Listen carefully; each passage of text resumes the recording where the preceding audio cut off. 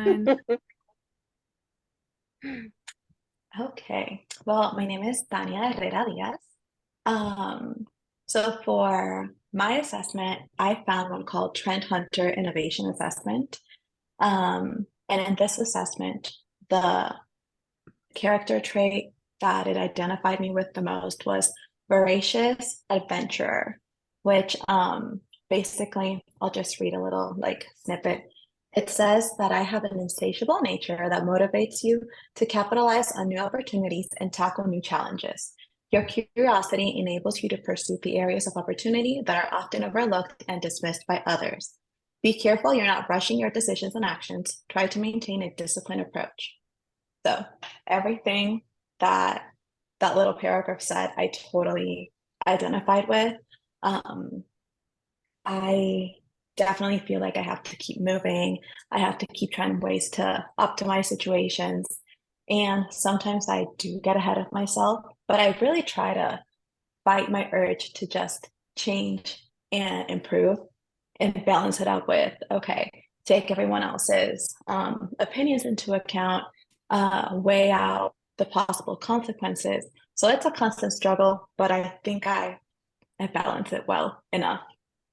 Um, so basically, it describes the farmer hunter characteristics in this assessment. It describes the farmer as someone that sustains and optimizes the strategy of their organization, and the hunter is more move quickly, fix later. Um, they do seem like they would be opposite or exclusive, but in my opinion, they kind of complement each other perfectly because it combines the desire to improve, expand, and optimize. And then it also maintains the big picture values and um, rules of the organization. So it's a little bit of risk taking while also respecting the chain of command and the boundaries I have within my job. Um, so I think that in terms of where my innovation really shines, I have a bunch of neurodivergent things. I have ADHD, I have dyslexia, I have dyscalculia. So it's super easy for me to see or predict human error because odds are, if it's not visually, if it's not the simplest, most foolproof way of doing something, I'm going to mess it up. Not because I'm less smart or anything, it's just because my brain works differently. And the way that I see the fixes are helpful for any neurodivergent or a neurotypical person.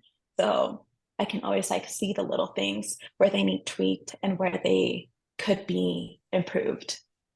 Um, so I do this a lot in my job. I, for some reason, love looking at procedures and I love tweaking them and improving processes.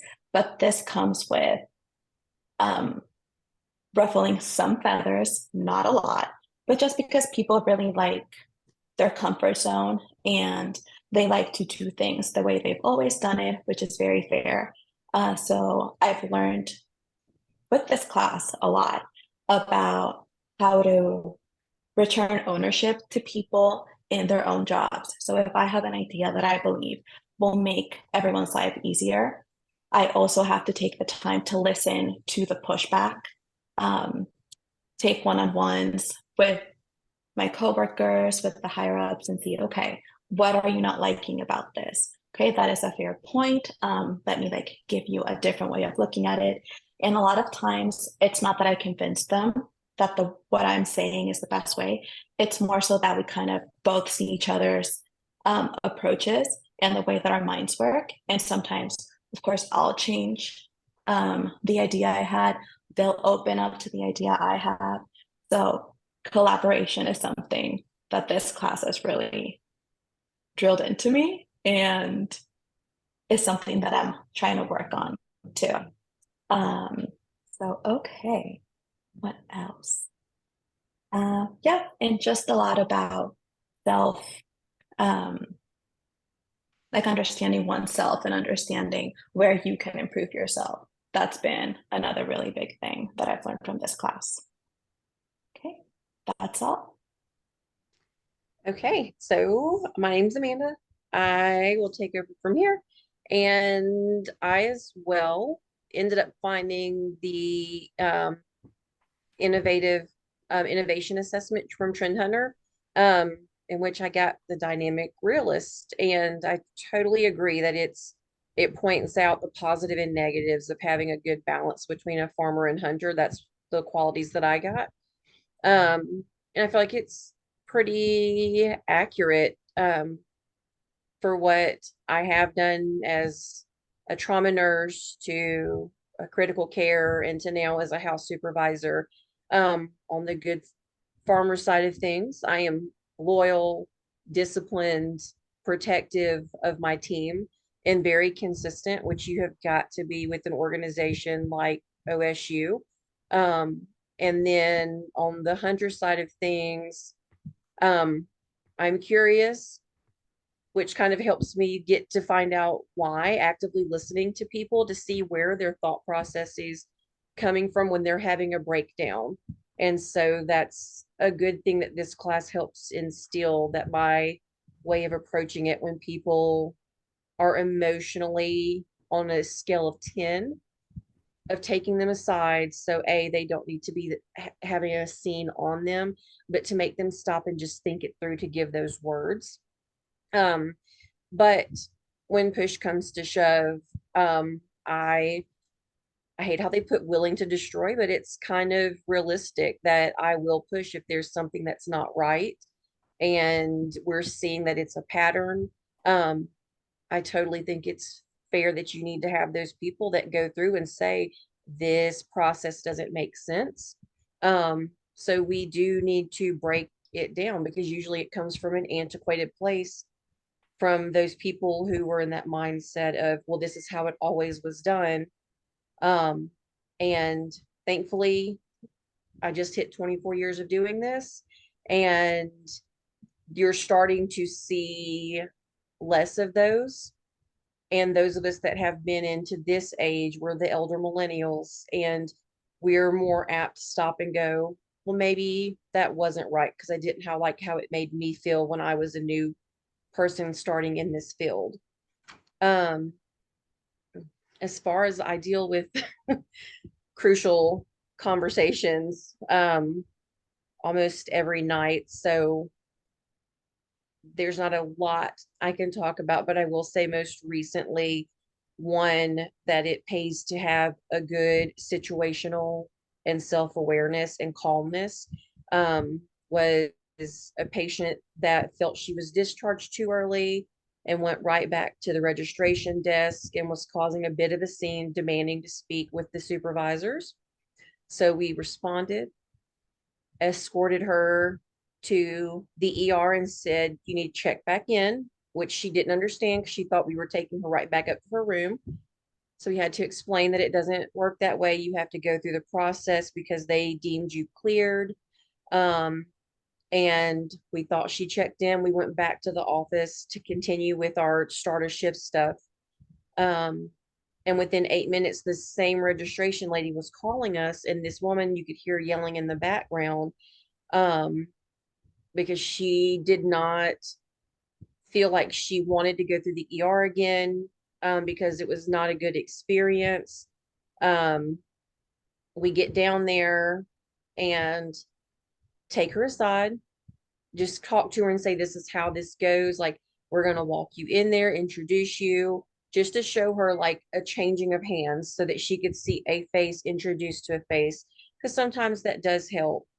Um, and we left her with the ER person saying that if she does this again and continues to escalate, though, there are limits, and that will be the point that security will escort her off um, campus. And so that is where I really think the emotional intelligence actual quiz we took, um, it kind of helped just validate what my experiences have brought.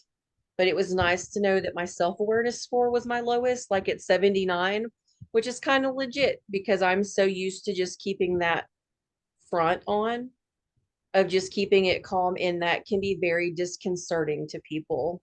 People aren't, people are very unnerved by the quiet spaces.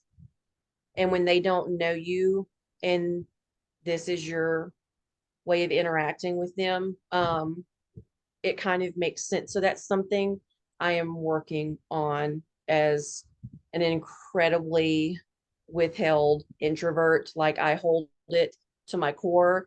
And it's hard being in this role as an introvert, but the quietness really shows when it's there.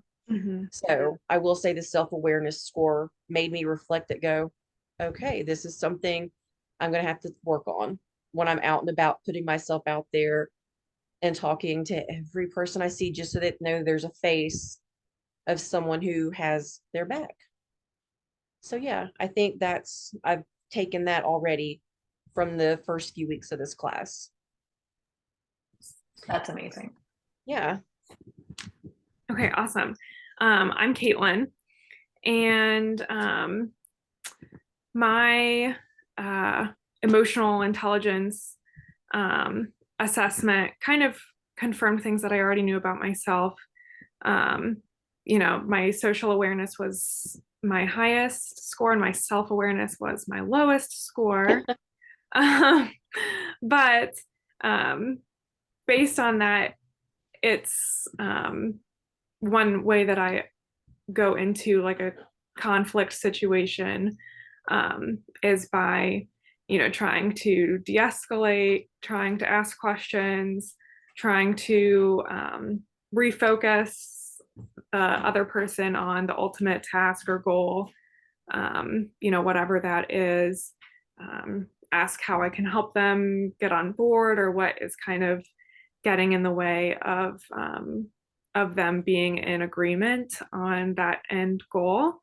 I think based on how I currently deal with conflict with difficult people, that's pretty much my go-to response. But based on this assessment, I think that I could try to engage that social awareness aspect more, try to put myself in their shoes and, try to understand the emotions that they're feeling, try to understand why they're feeling that way, and not just focus on trying to convince them of what I believe, but seeing maybe their perspective, so that they feel heard. People probably respond much better when they feel like someone's listening to them versus telling them what to do. And I think that the consequences and impacts of this are, if I focus more on addressing other people working toward this end goal and finding a solution, that's definitely going to positively impact a group setting. In terms of examples, I am fortunate to work with a lot of people who are easygoing and willing to listen to other people's opinions and feedback. We don't really experience conflict, but as people who provide patient care, we have encountered some difficult situations. One that comes to mind is a patient that was getting kind of hostile and somewhat aggressive, trying to complete a test. They didn't want to cooperate, but we kind of had this common goal of getting these test results, and a lot of patient participation is required for this test. And so I kind of had to use these methods to kind of de-escalate, see where he was coming from, try to get them refocused on the ultimate goal, and kind of use that ruler approach that we learned about, recognize what I'm feeling and what he's feeling so that I can understand. Definitely the label was frustrated on his part and mine as well. And then also get to that ultimate goal of regulating and getting the test completed so that he could get his answers. All right, I'll finish it off. Hi everyone, Thomas. So my test results, I was labeled as a masterly overseer, which basically falls in between disciplined and consistent, which is if you ask the people around me, is probably exactly how they would define me as. I think uh, that kind of hinders my development a little bit. Although the way I see it is you always know what to expect when you're working with me, what you're going to get out of me. However, it kind of keeps me in a shell a little bit um, in terms of being creative. I think my creative side can definitely come out a little bit more in all facets of my life. So definitely working on that is something that I've learned just throughout the first few weeks of this class. Um, so with that, um, difficult situations with people around me, I'm not exactly a confrontational person. Um, but like I said, being consistent, I always want to hear both sides of the story and really like to diffuse situations as much as possible. Um, and I think being more creative can also filter into this aspect of my life and just trying to find more solutions instead of what I think is right because I have this single-minded into a box kind of thinking. So examples of my life. Obviously, I don't have as much experience. However, I have worked in a physical therapy office for some time, and it's very similar to Caitlin. There's a lot of patient interaction that goes on there, and uh, there's plenty of times where you're not going to agree with the patient. However, in that setting, one thing that comes to mind is an older lady that we did have one time who it really is unfortunate was in a lot of pain, and that's the reason that she's there in that office, and she didn't want to be touched. She didn't really want to be helped. So having to it worked toward my advantage being thinking the way that I do. Um, just kind of keeping a hands off type of approach and deciding that we want to help her, she wants to help herself, and giving her time to calm down, giving herself time to realize that that's really what she wants, and from there accepting that and getting right back into it as soon as she was ready to get back into work, and ultimately the goal of everyone in the healthcare field is the success of a patient. So finding that common ground was eventually met, and yeah, you just have to find common ground when it comes to that.